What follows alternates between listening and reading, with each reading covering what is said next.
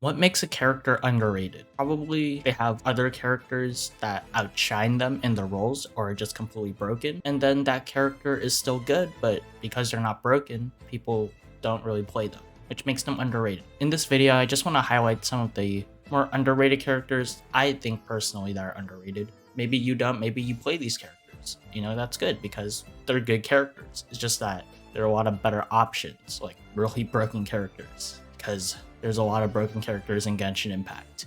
A lot.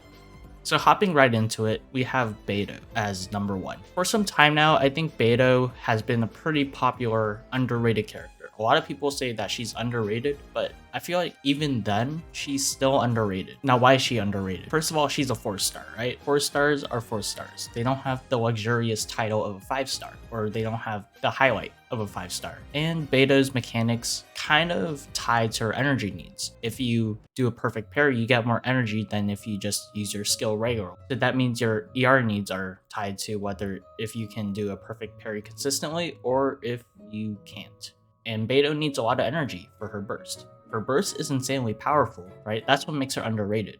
Her damage is crazy, especially in AoE. Pretty much kind of only an AoE single target. It's not as great, you have better characters for that. But 2 or more enemies, especially just exactly 2 enemies, she does amazing, phenomenal damage even. But her ER needs are kind of high. She basically needs Fischl if you want to maximize her damage. If you don't, you're gonna need to run a lot of ER, which is kind of a turnoff for some people. So that's why maybe they don't like her as much. They rate her lower than what she actually is. She's kind of on the harder side to play because of her energy needs, her perfect parry mechanics, and knowing Genshin players, me specifically, I'm bad at the game. I can't perfect parry consistently. So, second one is Mona. Now, Mona is not your traditional underrated character. I put her there for personal reasons or for enjoyment reasons. Mona's not the kill Hilly Charles fast kind of underrated character or Clear Abyss fast, but she's more of a big damage deal, big number equals better enjoyment, better person kind of underrated character. She's always in teams that hit damage per screenshot numbers. I feel that doesn't really get enough credit.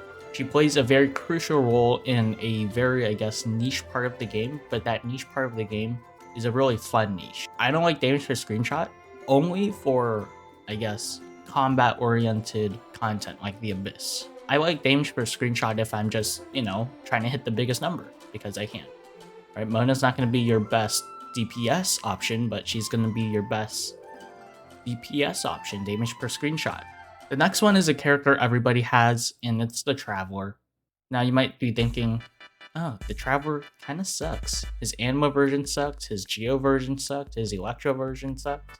But, you know, his Dendro version was kind of good. I'll make this argument to you. Your Traveler's just fine.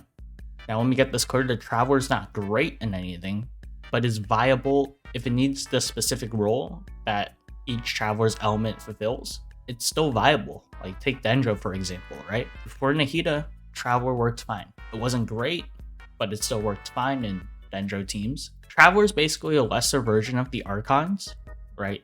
Whatever the Archons do, the Traveler kind of does, but worse. But that doesn't mean the Traveler is bad. It's just that the Archons are kind of broken, right? Venti is broken when Venti works. Zhongli, amazing shield. Geo Traveler doesn't have a shield, but Geo's kind of wonky, so Electro, Raiden great for ER and does great damage. The Electro Traveler can bring ER to the team pretty comfortably. Just that Raiden so much better as an ER battery, plus a damage dealer, plus a driver. So overall, if you don't have like an Archon or you need a specific role that a Traveler fulfills, well, Traveler is a fine option. All right, next one is Jean. I think Jean is pretty underrated in my opinion. I don't see a lot of people use Jean in their teams because, well, Bend exists if you need to like attack or something, right? Bennett's a great healer, or maybe you just don't need a healer at all and you're just, you know, a Chad.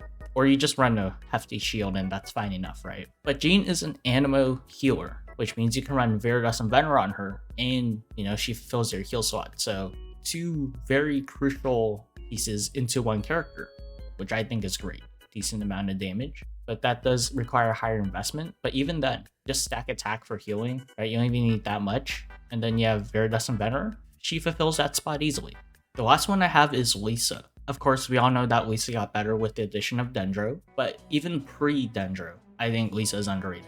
And even now, I still think Lisa is underrated. But pre-dendro, she had access to throwing tails, a defense shred. She's a catalyst user, an electric catalyst user that could be used as a driver if you're a physical gamer.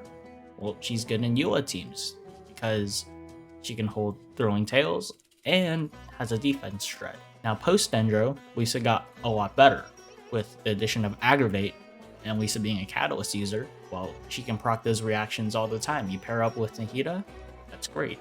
Sure, Nahida carries the team very hard, but Nahida is Nahida. But Lisa still does a good amount of damage. And being a catalyst user, she can play Electro pretty quickly. And again, she still has that defense shred. Lisa also has an EM accession stat, which pairs very well with dendro reactions, aggravate.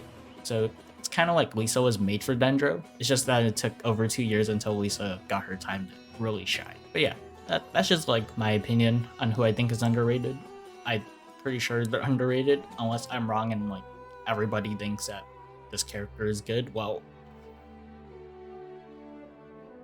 thanks for watching. Subscribe, all that. Okay, bye-bye. I have to go to school now, so bye.